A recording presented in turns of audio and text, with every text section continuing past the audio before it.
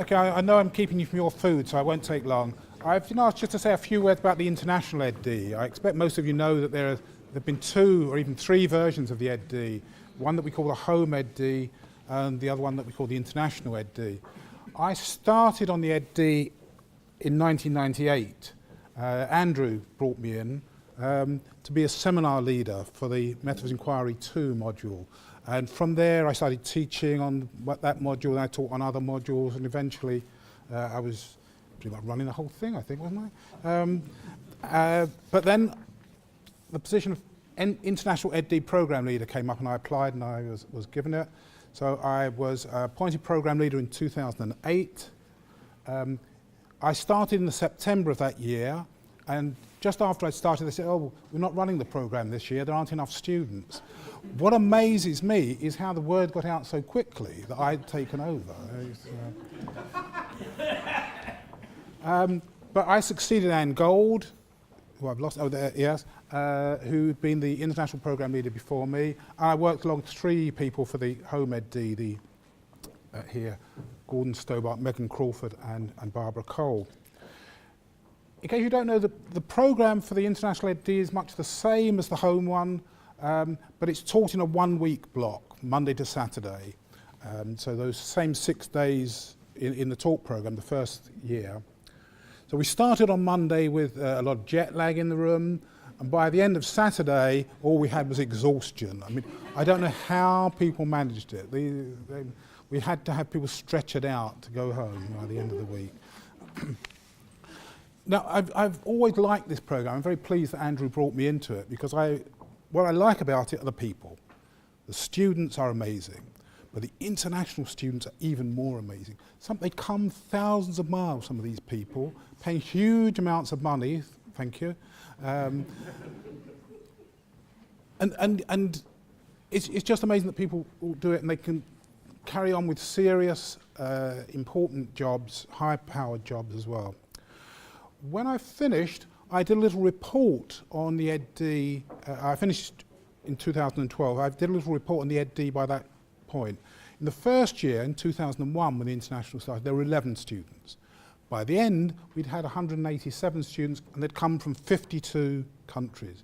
So I've summarised that a little bit in this table. I'm sorry, I'm a quantitative researcher. I can't speak at all without some tables. That's why I have to have PowerPoint.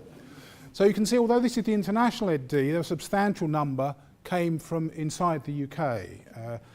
The thing about the international EdD is that you have to have an international focus in your research. You don't have to be living abroad, but you do have to have an international focus. So we had UK people doing that. Substantial number from elsewhere in the EU, a lot from North America, elsewhere. This group that I've called the Far East, that included places like Hong Kong, Japan, Korea, Vietnam, a whole lot of places. In the time that I was in charge of the program, we never had anyone from mainland China or from Australia or New Zealand. I mean, that may be just a little bit too far. But the other thing is that the group is actually more diverse than it appears here, because many of the students did not originate from where they applied from. So they're actually even more diverse than this, because you'd meet a student and say, oh, where are you from? Say, oh, well, I was born here, I did my undergraduate degree there, I did a master's degree. I feel very humbled, because I've only ever lived in London. So what happened to all these people? Well, at the time that I did this report, there were 99 people who had actually finished the course. You can see that 40 of those had received their EdD, so they'd got their doctorate, 40% pass rate. There were 2 exit routes, the MEd and the postgraduate diploma in practitioner research. So people could leave with an award before completing the thesis. The last line here, the transfer, those are people who went on to other doctoral programs, either within the Institute of Education or in other universities.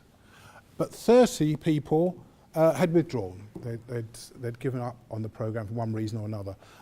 The main reason is that the people who were doing this program, they were in important jobs, they were in serious jobs, and they would then get promoted within their job, or they'd get a new job, or they'd switch countries, and trying to do a full-time job at that level with this studying was, I couldn't have done it, so I just admire the people who managed to do it. But I'm not. So I don't think the 30% dropout is bad for a program of this kind. So that's my experience of the International EdD. I've enjoyed it very much. I particularly enjoy the people, and I hope it goes on in a different form to as much success as we've had in the past. Thank you.